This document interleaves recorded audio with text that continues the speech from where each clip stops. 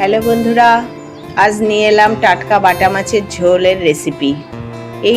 এই বাটা মাছের ঝোল রান্না করতে আমার লাগবে কয়েকটি বাটা মাছ এবং তার সাথে সবজি হিসাবে লাগবে সজনে ডাঁটা, আলু, পেঁপে আর মশলা হিসাবে সামান্য জিরে গুঁড়ো, ধনে গুঁড়ো, সামান্য লঙ্কা গুঁড়ো। অপশনাল, যদি আপনারা লঙ্কার গুঁড়ো খান তবেই, না হলে নাও দিতে পারেন।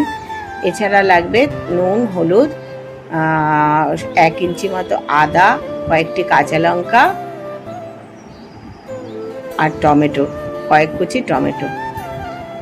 এই গরমে এই বাটা মাছের ঝোল অনেকেরই খুব ফেভারিট এবং সেটা সহজপাচ্যও বটে। আমি কড়াইতে তেল দিয়ে বাটা মাছগুলো একে একে ভেজে নেব।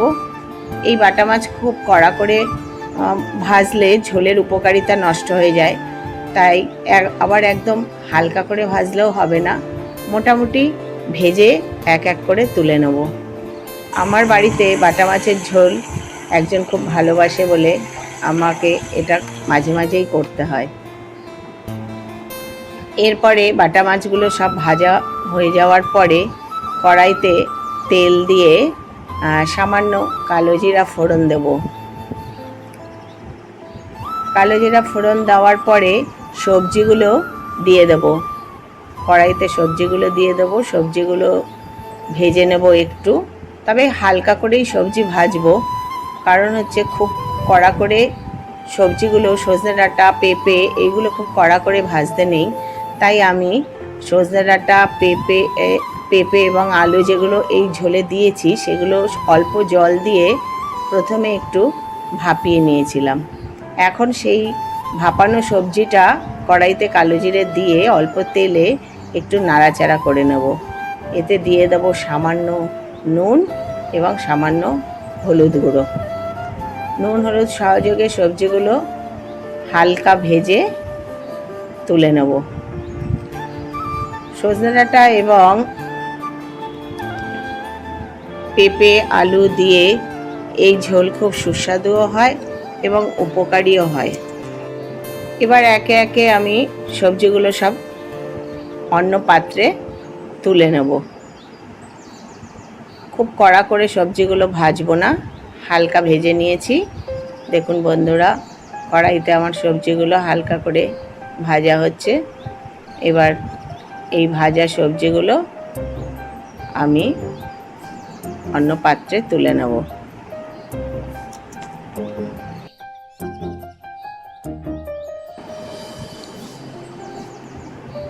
সবজিগুলো তুলে নেওয়ার পরে সেই কড়াইতে আবার একটুখানি সামান্য তেল দিয়ে নেব। তেল দিয়ে যে মশলাগুলো আপনাদের আমি দেখিয়েছিলাম, ধনে গুঁড়ো, জিরে গুঁড়ো, একটু লঙ্কার গুঁড়ো, নুন, হলুদ, এগুলো সব একটা বাটিতে নিয়ে আমি গুলে নিয়েছি এবং সেই মশলার মধ্যে আদাটাও বেটে নিয়েছি এবং কয়েক কুচি টমেটো দিয়ে নিয়েছি। একই সাথে পুরো মশলাটা কড়াইতে দিয়ে একটু নাড়াচাড়া করে নেব, যাতে মশলার কাঁচা গন্ধটা না ওঠে। এরকম মশলা তেলের উপর দিলে সহজেই পুড়ে যাওয়ার সম্ভাবনা থাকে, তাই যাতে পুড়ে না যায় তাই গ্যাসটা এই সময় একটু কমিয়ে দিতে হবে এবং মশলার মধ্যে সামান্য জলও দিয়ে দিতে হবে।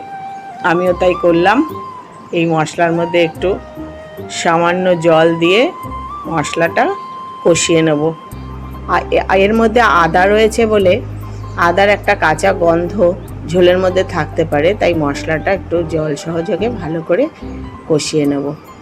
এই গরমে এই বাটা মাছের ঝোল খেতেও যেমন ভালো লাগে এবং সেটা শরীরের জন্যও খুব উপকারী। তাই আপনারাও এই ঝোল বাড়িতে করবেন, আমার মতো করে খেয়ে দেখবেন, ভালোই লাগবে। আপনারাও নিশ্চয়ই করেন, কিন্তু আমি এই আলু, পেঁপে, সজনে ডাঁটা দিয়ে গরমের সময় অনেক দিনই মাঝে মাঝে এই ঝোলটা, বাটা মাছের ঝোল করি। ছোট ছোট চারাপোনা মাছ দিয়েও এই ঝোল করা যায়, সেটাও একই রকম হয় খেতে, তবে বাটা মাছের টেস্টটা একটু ভালো হয় খেতে। আমার বাড়িতে বাটা মাছটা আমার হাজব্যান্ড ভালো খায়, তাই জন্য বাটা মাছের দিয়েই আমি ঝোলটা করি। মশলাগুলো কষিয়ে তার মধ্যে সবজিগুলো দিয়ে দিলাম এবার দিয়ে দেব পরিমাণ মতো জল। যেহেতু সবজিগুলো আমার আগে থেকেই একটু সেদ্ধ করে নিয়েছিলাম, তাই জন্য খুব বেশি জল এতে দিতে হবে না। এইবার সবজিগুলোর মধ্যে জল দিয়ে দিলাম, জলটা একটু ফুটে উঠবে, ফুটে উঠলে পরে আমি মাছগুলো দিয়ে দেবো। চেরা দুটো কাঁচা লঙ্কাও দিয়ে দিলাম। এর আগেও আমি মশলার মধ্যে কাঁচা লঙ্কা দিয়ে দিয়েছিলাম 2-3টে। সামান্য একটু লঙ্কার গুঁড়োও আমি দিয়েছি একটু রং হওয়ার জন্য। এবার ঝোল ফুটে উঠেছে, তাতে দিয়ে দিলাম মাছগুলো। মাছ দিয়ে, এগুলো ছোট ছোট মাছ বলে খুব বেশি সময় ধরে এটা বয়েল করতে হবে না।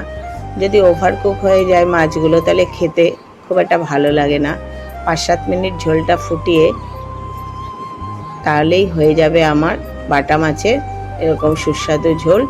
নুনটা আপনারা দেখে নেবেন, আমি মাছে মিষ্টি দিই না, যার জন্য মিষ্টি দিলাম না। আপনারা যদি কেউ অনেক সময় একটু মিষ্টি দেয়, সেটা খেতে ভালোবাসে তারা একটু মিষ্টি দিয়ে নেবেন।